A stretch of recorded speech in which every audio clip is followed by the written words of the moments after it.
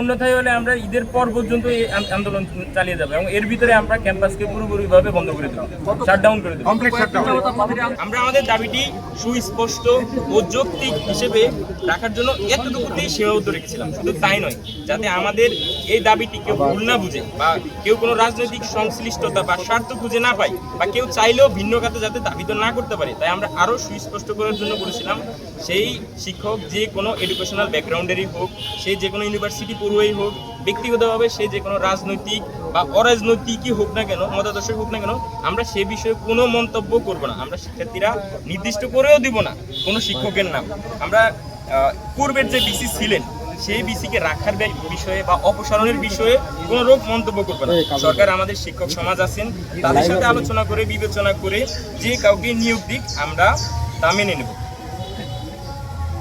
এই দাবিতে আমরা সকল শিক্ষার্থীরা ঐক্যবদ্ধ হই, দলমত নির্বিশেষে আমরা সকলকে ডুয়েটের এই যৌক্তিক দাবির সাথে একমত হয়ে একত্রিত হয়ে ঊর্ধ্বতন কর্তৃপক্ষের নিকট তুলে ধরার জন্য এক ছাদের নিচে আহ্বান জানাই।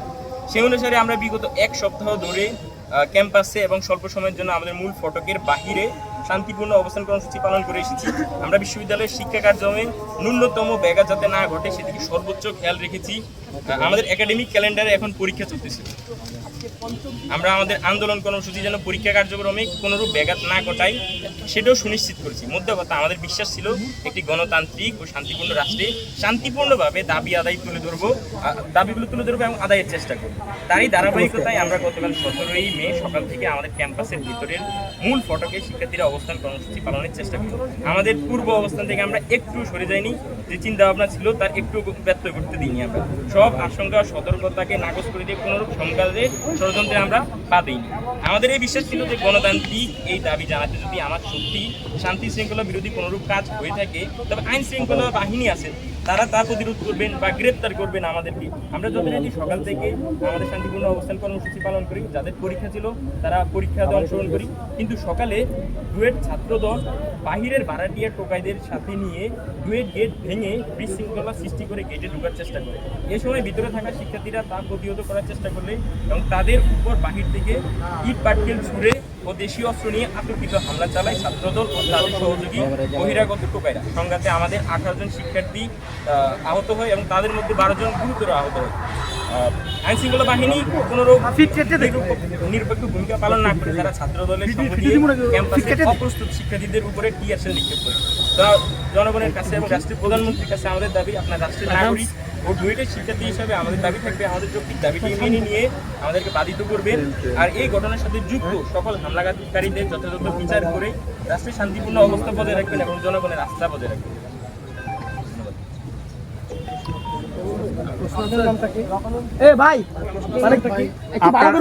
আপনার কাছে একটা প্রশ্ন হলো যে এই যে আন্দোলনটা চলছে, হ্যাঁ, এই আন্দোলনের পরিসমাপ্তি কখন হবে, কিভাবে হবে, ছাত্রদের স্বার্থে আপনারা আসলে এটা কখন, মানে কতক্ষণ পর্যন্ত চালিয়ে যাবেন, এই কথাটা একটু কাইন্ডলি যদি ক্লিয়ার করেন। ভাই যেটা বলছেন না, এটা একটু সংক্ষেপে বলেন, যদি বিস্তারিত বলছেন একটু সংক্ষেপে।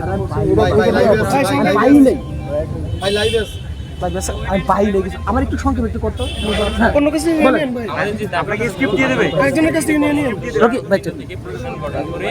আমাদেরকে আমাদের দাবিটি পূরণ করবে। কিন্তু সেই গণতান্ত্রিক দাবিটি যেভাবে সংঘাতে জড়িয়ে আমাদেরকে রক্তাক্ত করা হয়েছিল, সেই জায়গায় আমরা সেই দাবি থেকে কোনোভাবে সরে আসবো না। আমাদের আগের দাবি এখনো থাকবে, বাহিরের এই ডিসিকে অবশ্যই প্রজ্ঞাপন বাতিল করতে হবে, আবার নতুন করে আমাদের এখানে কর্মরত যে শিক্ষকবৃন্দ আছে তাদের ভিতর থেকে প্রশাসন গঠন করতে হবে, তবেই আমরা আমাদের আন্দোলন শেষ করব। এখন বলেন আগামীকাল পরশু এই পরের দিন কি আন্দোলন থাকবে, কি কর্মসূচি থাকবে